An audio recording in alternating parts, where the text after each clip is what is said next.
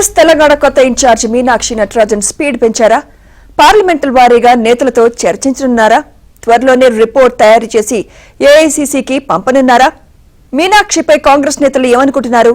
మీనాక్షి రాకతో కాంగ్రెస్ కార్యకర్తల భవిష్యత్తు మారనుందా?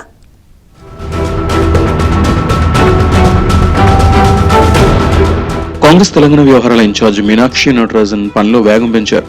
ఇన్ఛార్జిగా నియమితులైన రోజు నుంచి కాంగ్రెస్ నేతలతో జూమ్ మీటింగ్ నిర్వహించి గ్రాడ్యుయేట్ ఎన్నికలపై దిశానిర్దేశం చేశారు. ఫిబ్రవరి 28న హైదరాబాద్కు వచ్చిన మీనాక్షి తన సింప్లిసిటీతో నేతలను, మీడియాను తన వైపు తిప్పుకున్నారు. తెలంగాణ విస్తృత స్థాయి సమావేశంలో మీనాక్షి చేసిన ప్రసంగం కాంగ్రెస్ నేతలు జోష్ నింపింది.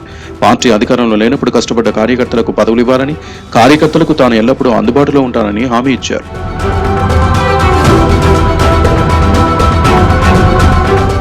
మీనాక్షి రాక కాంగ్రెస్ నాయకుల్లో సరికొత్త ఉత్సాహం నింపింది. కష్టపడితే పదవులు వస్తాయని, పైరవీలకు అవకాశం ఉండదనే చర్చ హస్తనేతల్లో మొదలైంది. ఇక BRS working president KTR Meenakshi చేసిన మొదటి స్పీచ్ పై సెటైర్లు వేశారంటే ఆమె ప్రభావాన్ని అర్థం చేసుకోవచ్చని హస్తనేతలు చెబుతున్నారు. భర్తీ చేయాల్సిన మంత్రిమండలి, పార్టీ పదవులు, ఎమ్మెల్సీల కోసం ఇప్పటిదాకా చేసిన కసరత్ అంతా పక్కన పెట్టి కొత్త ఇన్ఛార్జ్ కొత్త విధానంలో నిర్ణయాలు తీసుకునే అవకాశం ఉంది.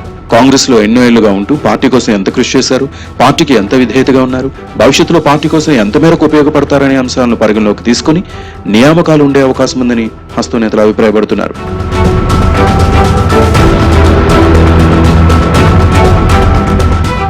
కాంగ్రెస్ పార్టీ విషయాలను అధ్యయనం చేసిన మీనాక్షి నటరాజన్ ప్రక్షాళనపై దృష్టి పెట్టారు.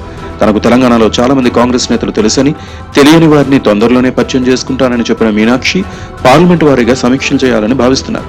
మంగళవారం నుంచి సమీక్షలు మొదలుపెట్టనున్న మీనాక్షి ప్రతిరోజు 2 పార్లమెంట్ నియోజకవర్గాలపై రివ్యూలు చేయనున్నారు. తొలుత 4వ తేదీన మధ్యాహ్నం 2 గంటలకు మెదక్ పార్లమెంట్, సాయంత్రం 5 గంటలకు మల్కాజ్గిరి పార్లమెంట్ నియోజకవర్గాలపై సమీక్ష చేయాలని నిర్ణయం తీసుకున్నారు.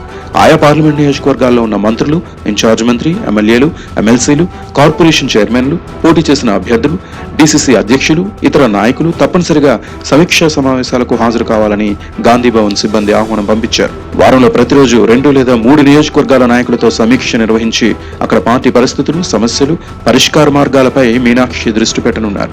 ఈ సమీక్షల అనంతరం త్వరలోనే పార్టీ పరిస్థితిపై మీనాక్షి నటరాజన్ ఏఐసీసీకి నివేదిక పంపించనున్నారు. 20 ఏళ్ల విజన్తో పని ప్రారంభించాలని మీనాక్షి నటరాజన్ భావిస్తున్నారు.